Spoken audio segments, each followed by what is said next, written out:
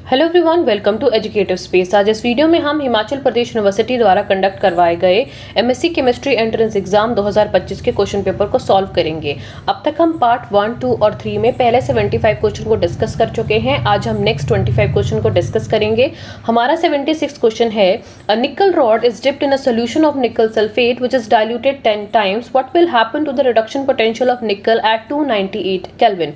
तो एक निकल रॉड को डिप्ट किया था हमने निकल सल्फेट के सोल्यूशन में और उसे बाद में 10 टाइम्स डाइल्यूट किया गया। तो अब बताना है रिडक्शन पोटेंशियल में क्या चेंज आएगा। ऑप्शन में था increase by 30 millivolt, decrease by 30 millivolt, decrease by 30 volt या डिक्रीज बाय 16 मिलीवोल्ट। तो 76 का जो करेक्ट ऑप्शन आएगा वो होगा option number B, that is decrease by 30 millivolt. Next question है 77, which one of the following form micelle in aqueous solution above certain concentration. इनमें से कौन है जो माइसील फॉर्मेशन कर सकता है एक अबव सर्टेन कॉन्सेंट्रेशन के ऊपर, जिसे हम बोलते हैं क्रिटिकल माइसील कॉन्सेंट्रेशन। सो इस क्वेश्चन में हमें ऑप्शन दिए थे dodecyl trimethyl ammonium chloride, urea, glucose, pyridinium chloride. तो 77 का जो करेक्ट ऑप्शन है वो है option number A, that is dodecyl trimethyl ammonium chloride. ये हमारे पास इसका करेक्ट ऑप्शन रहेगा। नेक्स्ट क्वेश्चन हमारे पास आता है 78, two solution of a substance जो कि नॉन इलेक्ट्रोलाइट है are mixed by taking 480 ml of 1.5 molar first solution, और दूसरा जो सोल्यूशन है वो 520 ml ऑफ 1.2 मोलर सोल्यूशन का है।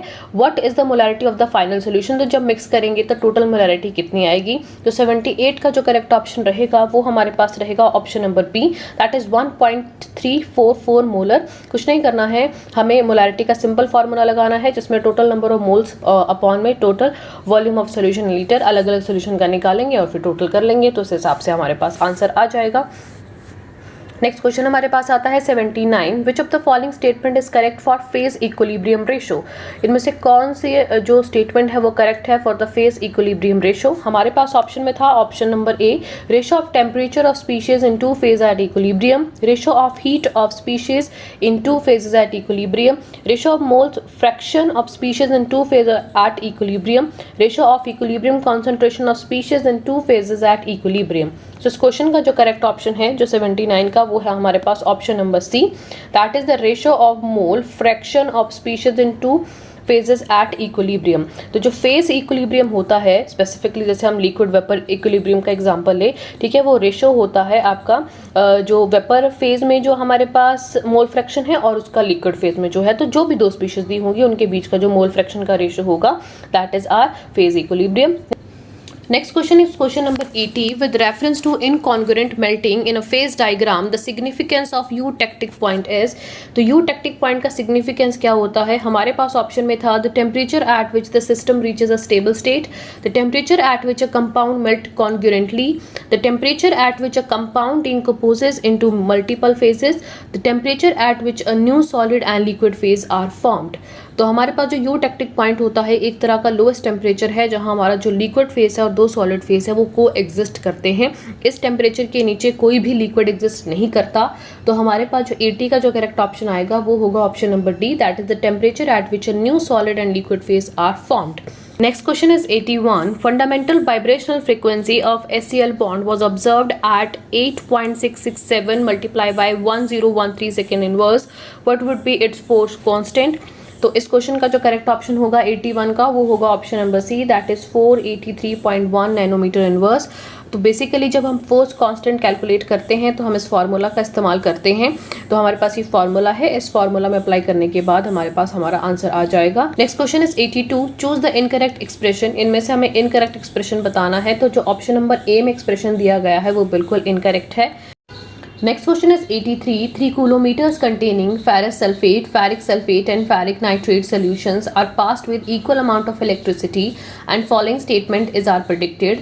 Choose the correct statement। हम इसमें करेक्ट स्टेटमेंट बतानी थी। तो 83 का जो करेक्ट ऑप्शन था हमारे पास वो था ऑप्शन नंबर सी। पहली और जो तीसरी स्टेटमेंट है वो बिल्कुल करेक्ट है, बाकी जो सेकंड स्टेटमेंट हमारे पास बचती है वो इनकरेक्ट है। इस पर हम फैराडेज लॉ अप्लाई करेंगे। अगर हमने सेम चार्ज पास किया है किसी भी सोल्यूशन में तो आपका जो मास होगा वो डायरेक्टली प्रोपोर्शनल होता है उसके इक्विवेलेंट वेट के। नेक्स्ट क्वेश्चन आता है हमारे पास 84, what would be the 0 point vibrational frequency of diatomic molecule. हमें यहाँ डाई एटॉमिक मॉलिक्यूल पूछे गए हैं, उसकी 0 पॉइंट वाइब्रेशनल फ्रीक्वेंसी बतानी थी। तो हमें पता है जो वाइब्रेशन लेवल होता है एनर्जी होगा En n+12 H न्यू। तो इस हिसाब से आपके जो 84 का जो करेक्ट ऑप्शन आएगा वो होगा option number B, that is 1/2 H nu. Next question हमारे पास आता है 85, द एक्सप्रेशन। ये हमें एक्सप्रेशन दिया गया है, इस एक्सप्रेशन को क्या बोलते हैं, कौन सी इक्वेशन है, ये यहाँ शो हो रही है। ऑप्शन में था van der Waals equation, Gibbs Helmholtz equation, de Broglie equation या Clausius Clapeyron equation. And this is very very easy question, D option इसका आएगा 85 का, डी ऑप्शन इसका बिल्कुल करेक्ट है। नेक्स्ट क्वेश्चन हमारे पास आता है the phase diagram for a one component system is given below. हमें यहाँ फेज डायग्राम दिया गया है, हमें बताना है what are the number of degree of freedom at point B, X and Y respectively. तो बी पे और एक्स और वाई, जो हमारे पास ये बी पॉइंट दिया गया है, एक एक्स दिया गया है और इसकी वाई दिया गया है, इसमें हमें बताना है कि जो डिग्री ऑफ फ्रीडम है वो कितनी आएगी। इसका जो करेक्ट आंसर आएगा वो हमारे पास आएगा 0, 2 एंड 1। इसे हम सॉल्व करेंगे by Gibbs phase rule, f is equal to C minus P plus 2। इस फॉर्मूला का इस्तेमाल करके इसे सॉल्व किया जाएगा। नेक्स्ट क्वेश्चन हमारे पास आते हैं 87, in the electrolysis of NaCl when platinum electrode is taken then H2 is liberated at cathode while with the mercury electrode it form sodium amalgam, this is attributed to. तो वो क्यों sodium amalgam बना ले रहा है, तो 87 का जो करेक्ट ऑप्शन आएगा वो होगा option number D. Sodium get dissolve in mercury while it does not dissolve in platinum. जो सोडियम होगा वो इजीली डिजोल्व हो जाता है मर्करी में as compare to platinum. Next question हमारे पास आता है 88, which of the following expression depict van't of factor if delta T B is equal to elevation in boiling point for the electrolyte, delta T B naught is equal to elevation in boiling point for the non electrolyte. तो हमें van't of factor का correct expression बताना है। तो 88 का जो मेरे पास correct answer आएगा वो होगा ऑप्शन नंबर डी। तो D is a correct answer.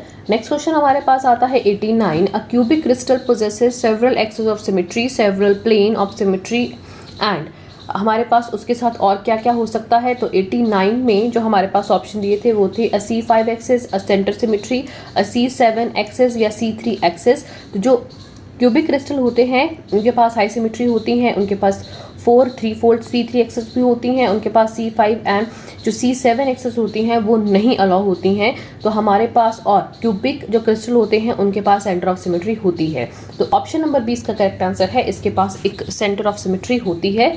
Next question हमारे पास आता है 90, द स्पाइनल्स। हमारे पास दिए गए हैं CO Fe2O4 and FeFe2O4 respectively, इन दोनों के स्पाइनल कैसे हैं। तो 90 का जो मेरे पास करेक्ट ऑप्शन बचेगा वो होगा option number C, that is inverse and inverse. इनकी जो आपके पास स्पाइनल्स होंगे वो इनवर्स एंड इनवर्स होंगे। नेक्स्ट क्वेश्चन हमारे पास आता है 91, for the first order consecutive reaction. जो आपके पास यहाँ कोई फर्स्ट ऑर्डर दिया गया है जिसमें P Q में चेंज हो रहा है, Q R में चेंज हो रहा है and steady state approximation to Q, the variation of P, Q and R with time are shown below, choose the correct option। तो हमें बताया है यहाँ, तो हमारे पास यहाँ दिया गया है, जैसे आपके पास यहाँ करेक्ट ऑप्शन बताना है किसके साथ जाएंगे। तो हमारे पास जो हमारा क्वेश्चन नंबर है 91, इसका जो करेक्ट ऑप्शन आएगा 91 का जो करेक्ट ऑप्शन होगा ग्राफ का वो होगा आपके पास बी। तो बी इसका बिल्कुल करेक्ट ऑप्शन है। Next question is 92, match column 1 with the contribution given in column 2। तो यहाँ कुछ साइंटिस्ट के नाम दिए गए हैं और हमें मैच करना है। तो हम सीधे सीधा जानते हैं आर्हेनियस ने क्या दिया था। आर्हेनियस ने इफेक्ट ऑफ टेम्परेचर और रिएक्शन रेट एक्सप्लेन किया था। आइंस्टीन ने फोटोकेमिकल रिएक्शंस के बारे में बताया था। फिर ऐसे ही अगर हम इन दोनों को मैच करके देखेंगे तो 92 का जो हमारे पास करेक्ट ऑप्शन आएगा वो होगा ऑप्शन नंबर सी, 1 2 के साथ मैच करेगा, 2 1 के साथ, 3 4 के साथ और 4 3 के साथ। तो सी ऑप्शन 92 का बिल्कुल करेक्ट रहेगा। अब आता है 93, 93 आपके पास था जो quantum yield of the reaction. यहाँ जो हाइड्रोजन ब्रोमाइड है वो हाइड्रोजन और ब्रोमीन गैस में स्प्लिट हो रहा है, तो इसका हमें क्वांटम यील्ड निकालनी है। तो 93 का जो करेक्ट ऑप्शन आएगा वो होगा option number D, that is 2.0। तो हमें पता है नंबर ऑफ मॉलिक्यूल्स रिएक्टेड और formed upon number of photon observe. तो इस फॉर्मूला का इस्तेमाल करके हम लोग क्वांटम यील्ड निकाल सकते हैं। नेक्स्ट क्वेश्चन हमारे पास आता है 94, विच one of the following is an example of homogeneous catalyst. इनमें से कौन सा होमोजीनियस कैटलिस्ट का एग्जाम्पल है। तो हमारे पास बहुत सारे ऑप्शन थे लेकिन ऑप्शन नंबर ए सीधा ही करेक्ट हो जाएगा जो 94 का है, क्योंकि जो एसिड हाइड्रोलिसिस होते हैं इसमें सारे जो रिएक्टेंट हैं चाहे कैटलिस्ट हैं वो एक्वस फेज में ही रहते हैं। नेक्स्ट क्वेश्चन आता है हमारे पास, the Clausius Mossotti equation is the expression about the relation between. Option में था dielectric constant and atomic polarizability, dielectric constant and electrostatic potential energy, energy and momentum of the nucleus, electrostatic potential energy and momentum of the nucleus। तो 95 का जो मेरे पास correct option है वो है option number A, that is dielectric constant and atomic polarizability। Next question हमारे पास आता है 96, if Q is the amount of heat absorbed और rejected by a substance of mass m when it undergoes a temperature change delta T, then delta Q upon m delta T is equal to. तो हमें ये बताना है। 96 में हमारे पास option दिए थे heat capacity, specific heat capacity, molar heat capacity या मोलर स्पेसिफिक हीट कैपेसिटी। सो 96 का जो करेक्ट ऑप्शन है वो है ऑप्शन नंबर बी, इसे हम बोलते हैं specific heat capacity. Next question हमारे पास आता है 97, Compton effect support which one of the following statement. तो कॉम्पटन इफेक्ट किसको डेमोन्स्ट्रेट करता है? ऑप्शन में था X-ray photons can easily penetrate matter, X-ray are transfer waves, X-ray have high frequency compared to visible light, photon has momentum। तो basically जो Compton effect है वो डेमोन्स्ट्रेट करता है जो फोटोन है उसके पास क्या होता है, मोमेंटम होता है। तो 97 का जो करेक्ट ऑप्शन होगा वो होगा ऑप्शन नंबर डी।